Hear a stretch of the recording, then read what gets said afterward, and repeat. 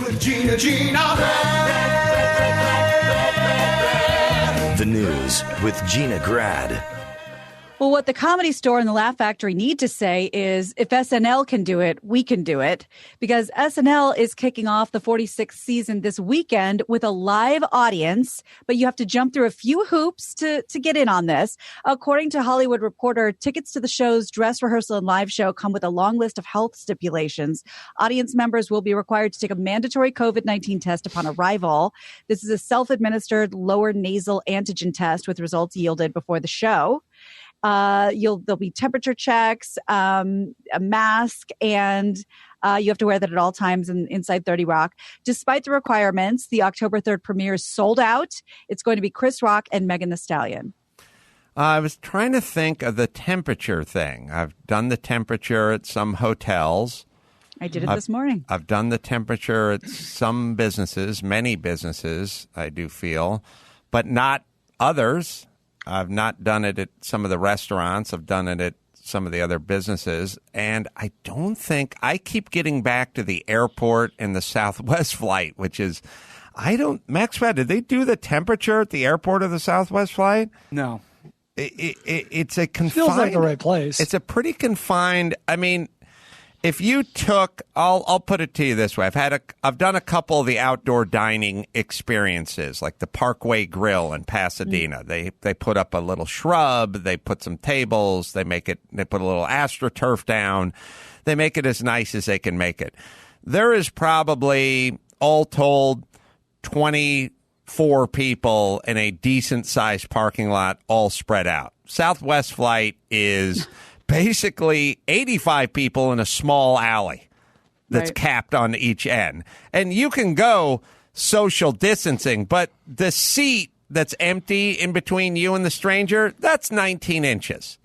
That's not 6 feet. That's not you at a table over there and them at a table over there. And not 2 feet. By the way, when the person in front of you reclines their chair and you can see their male pattern baldness up there, like when the person in front of you reclines, their head is 14 inches from you if you stand up or sit up. There's not a lot of distancing. They do want you to wear the mask. They do not check temperatures. Everyone gets onto the plane. That'd be the perfect spot just to kind of go, all right, we're going to hit you in the forehead. They're standing in line anyway. They're not hitting the temperature getting onto the plane. They're not hitting the temperature going through security when everyone just kind of gets to that point in the security where they need your ticket. Yes. I don't know how you guys feel about the temperature checks. I personally like them. I'm down for any business to be open as long as they take precautions, and you're in charge of your own level of risk. If that's too much for you, don't go to that business. Or if that's acceptable, go to that business. I like the temperature check because a lot of times people have the fever, they don't know it. I encounter it multiple times a week, sometimes multiple times a day, because my physical therapy clinic, I still go there and they do the temperature upon stepping through the door. And even Tessa's school, which we started sending her back, they do the temperature check on her and me to make sure that no one in the household, at least no one there, has a temperature going. And I like that. I don't know about you guys. I like it. Well, I like it for a couple of reasons. I like anything that has a result. You know what I mean? Where the guy goes, "You're fine." I go, "Okay." I feel like I did something right in school for a change. You know what I mean? Like something. I feel like I passed the test. It's good to know. I would like to know if I have a temperature anyway. Like, I wouldn't even think about it in terms of COVID. I would just think like, hey, am I getting sick? Do I have the temperature? Is there something wrong? Am I run down? Or do I have COVID or whatever? So I have no problems with the temperature. That's just information. I don't think people have a beef with information. I think sometimes they have a beef with a imposed something or something that feels like it's beyond what's necessary. It doesn't make sense. It doesn't make sense. But temperature's fine. They could do it. But again, if you put everything against the backdrop of the airport, lots of people indoors going from lots of people in security. And I got to tell you, the airports are picking back up. I mean, when we were going through Phoenix 2 weeks ago, that security was busy. People aren't social distancing. The thing with the social distance is it's kind of catch as catch can. People are in a long security line, so they're not really social distancing. And then they social distance when they get to the X-ray machine. They step back. You know, they give you 6 feet to load your stuff up. But before that, everyone's just queued up. It's not a lot of science to it. There's no temperature checks. You go from crowded in the airport to more crowded on the airplane. And no temperature anywhere to be found. So I don't know what's going on. And on top of that, you add traveling to parts unknown. Like you go, I'm going to Phoenix. Well, I'm going to Wisconsin. All right. Well, I'm going to New Delhi. And everyone just spreads out and goes different directions. You would think this would be a recipe for disaster. You think it would just spread far and wide. It would get on the one airplane that has the layover here, and someone gets off and then goes somewhere else, and they'd just be spreading around. It doesn't seem to be, so that's why I'm curious. You have written on the screen, Max Pata? Oh, yeah. So also at the airports, like when we were putting things through the X-ray, we use those little doggy bowls. They just bring those right back around. And the touchscreen kiosks are everywhere. Everyone uses these. They say, "Oh, if you want to check your bags in, go to the touchscreen kiosk and print out your own thing." So everybody's touching everything. Everyone's touching everything. No one's wiping everything down. Dental dam. No dental dam. No temperature checks, and not much. Again, I don't know what good social distancing is going to do. An airplane is 9 feet wide and 61 feet long, and there's 80 souls in it. You can try to rearrange those pieces, those chess pieces, any way you want. You're just not going to get that far away from another human being. All right, but yet I have not heard anything coming out of the airports or the airlines or any of that. So that to me is a good sign. What else, Gina? Well, another piece of SNL news that might be interesting. Jim Carrey will be taking on the role of Joe Biden when the show premieres back on October 3rd. Jason Sudeikis had been impersonating Biden, but producer Lorne Michaels says it was Jim's idea. Jim contacted them, and Alec Baldwin will return as Trump. Maya Rudolph will be back, of course, as Kamala Harris. And like I said, they'll be back in studio. I'm telling you, she sounds exactly like, I mean, she doesn't even deserve credit. That's just what she sounds like. When she's doing Beyonce, she sounds like Kamala. You know what it is? I've been thinking about this because you said it was kind of in the back of her sort of nasal cavity. Yes. And you're right about that. They both have a very nasal voice. They speak, a lot of their voice comes through their nose. And I think they both, like you said, they both do that naturally. But I don't know if you just heard that clip of Kamala laughing and giggling about Trump's tax returns. It sounds like Maya Rudolph. I'm sorry. I don't know if we can find it. If we find it, we'll play it. Yeah. $750. Come on, man. And she's giggling, and it's all through her nose. So you'll hear it when you hear that. Oh, and maybe I'm going to include Beyonce in this group, or maybe it's Maya Rudolph doing Beyonce that always made me feel like it was Kamala. But either way, that ought to be good. And they must be doing a half capacity or third capacity or something. You know, that's Are they interesting going full capacity? because social distancing wasn't mentioned in the article, and it does say it's sold out. So maybe they think that with all these other precautions and being able to do COVID tests on site, they're just going to pack the place. I didn't see anything about skipping every other seat or whatever. Well, the problem with sold out is if you go from 200 people to 80 people, you'll still sell out 80 people. But yeah, look, get young people. That's the crowd anyway. Test them out. They're all healthy. Then let them go to it. Yes, I loved Fred Armstead when he would be doing Prince and he would whisper on Prince's talk show. Yeah. Do you remember that bit? He'd whisper to Beyonce. Yeah, everything he would just whisper, and then Beyonce would translate for him. I don't know why that always cracked me up. Why'd that make me laugh so hard? Did you guys think that was funny too? It's pretty funny. Yeah, that was very funny. He's a funny performer. Speaking of which, back to Gina's original headline. Did you guys? It's never come up on this show. Did you guys watch In Living Color? That was a weekly staple for me. I had to watch it. It's hard to. I wonder if it's hard for like a younger generation to imagine now because Jim Carrey has become like a different person. But he was a fucking comedy force of nature. Like maybe the biggest like comedy, a spectacle of my teenage years. Yeah. Well, he had two things. He had like the rubber face. Oh, yeah. Fire Marshal Bill. Yeah. That's right. I mean, he could just do anything with his face. He could do a lot of the voices.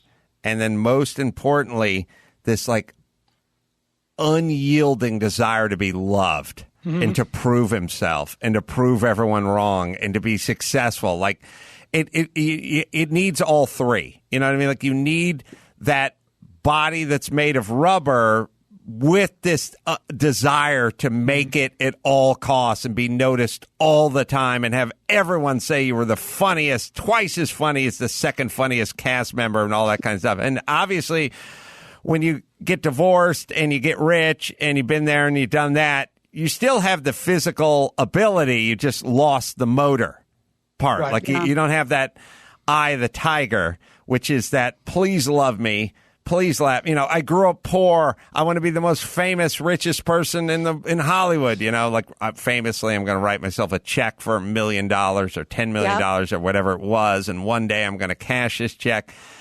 So that at some point goes away, just like, you know, a young fighter who's poor and hungry and on the way up has a different desire than the older, richer fighter who's kind of looking at it as more of a business decision now and not motivated to train as hard and so on and so forth. Brian? I've seen Rocky 3. Yeah. I know how that goes. So, but good. It'd be nice to see him back.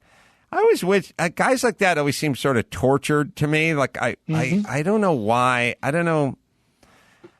All the success in the world is probably not worth it if, in fact, you're going to be simultaneously tortured. Better to have a much lesser degree of success and monetary compensation and not have that tortured outlook, which is always just summoned from somewhere in you and totally unnecessary. But you only figure that out when you're on your deathbed. Do you have Maya or no? Sorry, do we have Kamala Harris? Yes. Oh, we're pulling it now. I don't know if Caitlin has it yet. If you just play the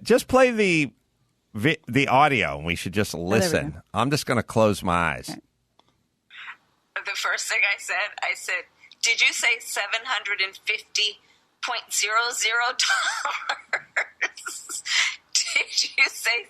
I honestly couldn't believe it. I thought that someone left out the 3 zeros, after a comma. Kamala. Right. If you close your eyes, you can picture Maya Rudolph. Well, that'll be good. I wonder how he's going to play Joe Biden. I wonder if he's Probably going to. not kindly. Probably a little out of it. Yeah, I just wonder if he's going is he going all in? Like, we'll see. Well, it'll be interesting to see how he plays it. All right. Sorry, what else you got, Gina Grant? Well, nobody likes it when you bring a gun to school. That's usually an automatic suspension. They also don't like it when you bring it to online school when you're at your house. A 9-year-old Louisiana student was suspended after a teacher reported seeing a gun in the boy's bedroom during a virtual class, according to CNN. The attorney representing the child's family said it was a BB gun, and the school went way too far, applying its on-campus weapons policy without considering the privacy of the child and his family.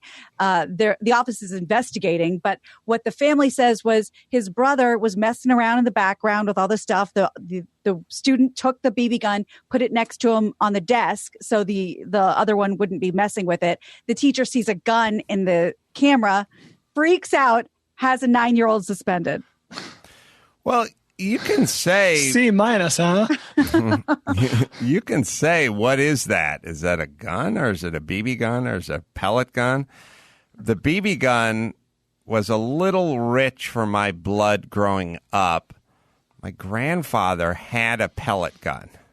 And Is that like the air cap? Is that an air rifle? Is Yeah. that the same thing?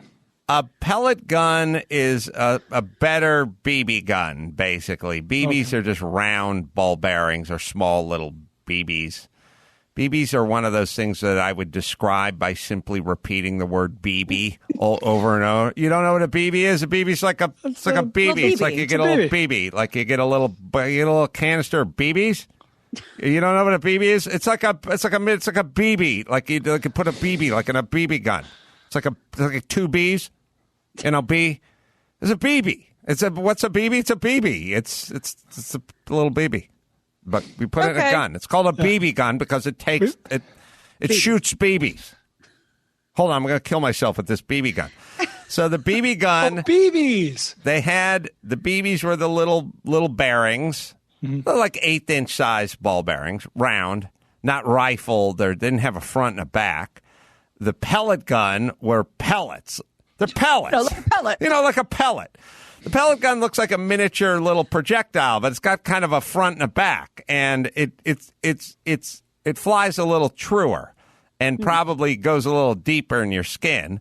The air rifles were the ones you pumped. Right. My grandpa had one of those. The caulking ones, the cock ones were like the Red Ryder ones, like that just cock it once and boom, or pull something back and fire it.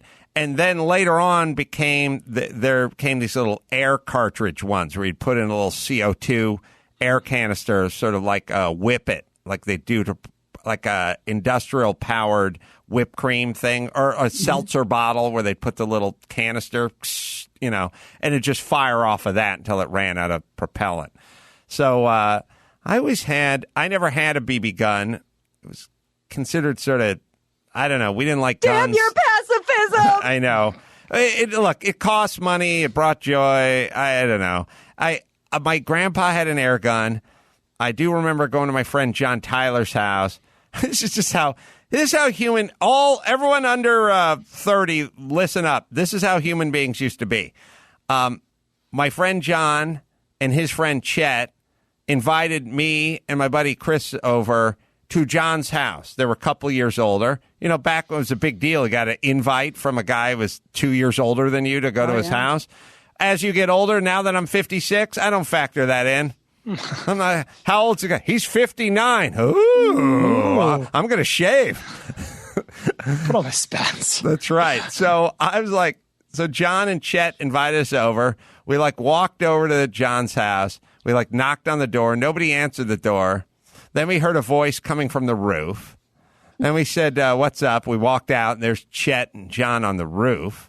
And then we're like, what's up? And they both had BB guns. And we said, how's this going to work? And he said, dance. You got 10 seconds. And you do that move all the time, and they go, 10 seconds. You go, for what? You better start running. 9 seconds. And you go, I'm not going anywhere. Come on now. 8 seconds. And they go, I'm not doing it. And then they go, 6 seconds. And you start running at 6. Nope. And they never honor the second countdown. No. They start firing the second you start running. That's the way it works. Just to make sure I understand this, they invited you over to hunt you? That's right. The ultimate prey. The ultimate prey. Wow. Ninth graders. So we started running, and they were shooting us in the back with their BB guns. It's the fucking purge. It was the purge. I was shot by another guy named John in my neighborhood with a BB gun once when I was standing out on the sidewalk. And I had a friend named Tom who had an air rifle. And eventually you run out of